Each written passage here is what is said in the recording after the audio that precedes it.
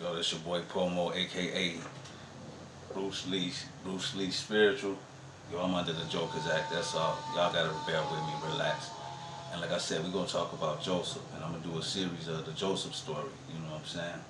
And a lot of y'all need to know that, it's bad when you tell people your dreams because they're always gonna tell you something negative or why you can't do it, and it's gonna cause doubt and then cause you to reroute, just do it.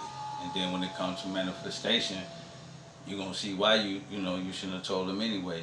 So kind of like no matter what you're doing in life, working, paying bills, anything, you still need to keep something for your imagination. You know what I'm saying? The Het Heru, the creative self aspect of you. You know what I'm saying? To work on, or you'll die. You just become a square box. You know what I'm saying? Work, sleep, eat, shit, piss like that. I don't want to do that.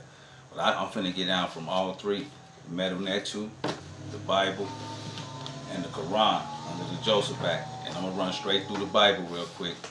We're gonna go to the Joseph under the Bible Act. Is Joseph, as the imagining, increasing power of the mind, refers to the imagination. For the significance of Joseph Barbanus, Joseph and Mary, the parents of Jesus, represented wisdom and love, which have been ideas in the mind, but are now have been ideas in the mind, but are now bringing forth a manifestation in substance. Joseph might also be said to represent the Son of Man, and Mary the divine motherhood. Joseph was merely betrothed to Mary, yet she was great with child. So Joseph was managed to put her away previously. This means that we do not, in the first stages of birth of Christ, and us understand the process, and sometimes are moved to put it away from us. The soul is heavenly charged with divine life, and so full that it cannot express itself intelligently. You be like that, because no union has yet taken place between it and the understanding, Joseph. You know what I'm saying? So that's like you want to do something, but you don't have a purpose. You don't give yourself a purpose, you just do it. You know what I'm saying? AKA understanding. You know what I'm saying? Joseph had to design a coat of many colors. So now from that, I'm going to go to the metal next to. We're going to say what we talk about under the Joseph spirit. Before we get in, I'm going to show y'all. This is Joseph.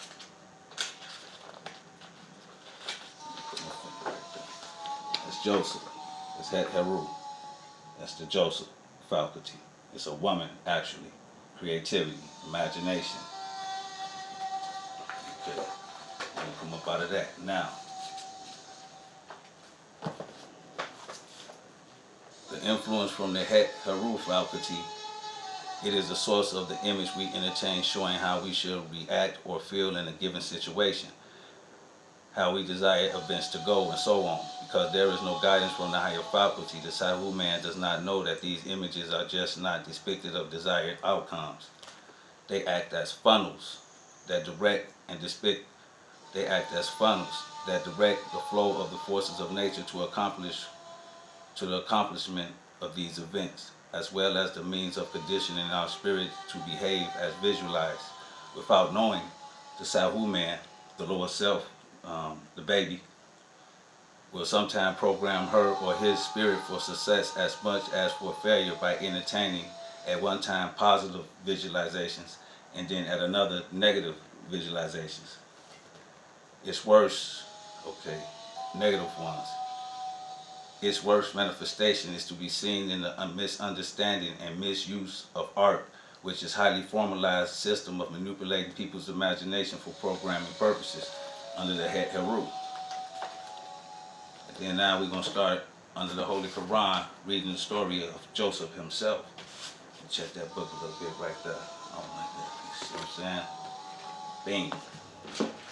Joking them.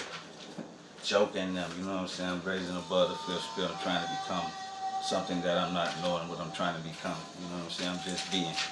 So bear with me. Now we're going to read the story of Joseph. Because you brothers need to understand this, and sisters too. Don't tell your brothers your dream. They'll throw your ass in the well of doubt. When I was gang banging, I was out there hustling. I always had this thought in my mind that I'm going to be talking in front of a group of people, maybe religious people or in a church or something. I didn't know what it was.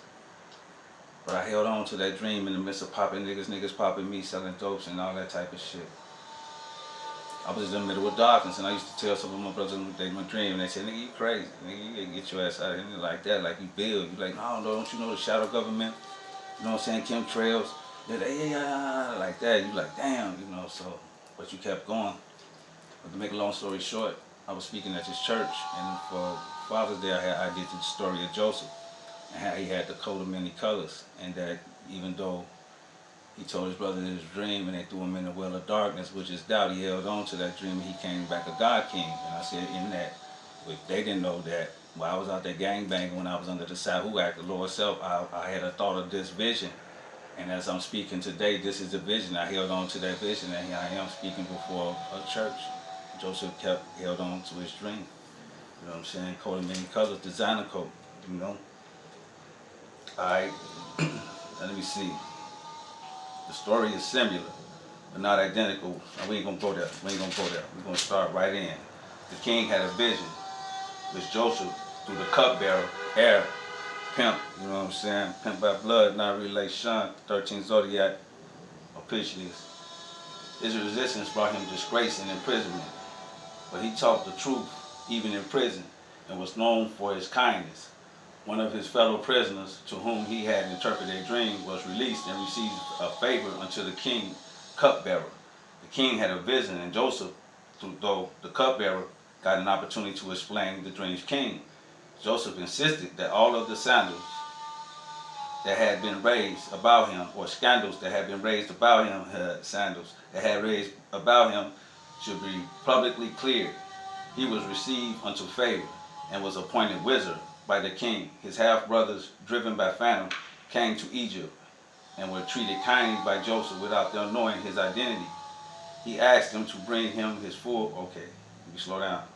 He asked them to bring his full brother, the youngest, Benjamin. Joseph detained Benjamin, and by the straightness convictions, his half-brothers, their hatred and crime against himself, forgive them and send them to bring Jacob and the whole family to Canaan, to Egypt. Israel, Jacob comes, is comforted, and settles in Egypt.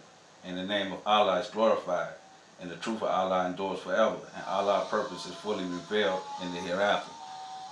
Joseph had a dream. Don't tell your brothers it's a dream, they throw your ass in the well of doubt. And we're going to get into that, but that's just part one, you know what I'm saying? And I'm going to say now we're going to go into the next version, I'm going to say the prayer. But just follow me. We're going to do this. Joseph, designer coat of many colors. We're going to start there.